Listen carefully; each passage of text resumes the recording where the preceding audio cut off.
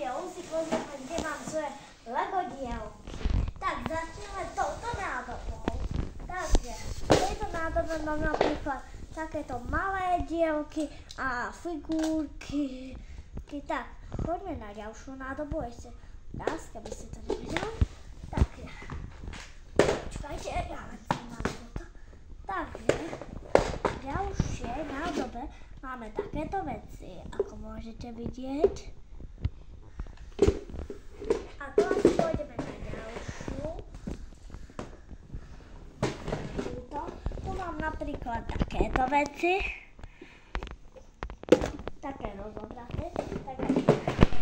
Potom sa presunieme sem, aj tu mám nejaké.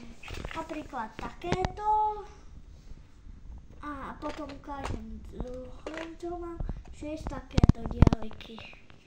Tak, môžete vidieť. A teraz poďme pozrieť tieto boxy. Takže, tu mám napríklad takto rozobraté 6 dielky. Odtiaľ napríklad môžem brať aj návody.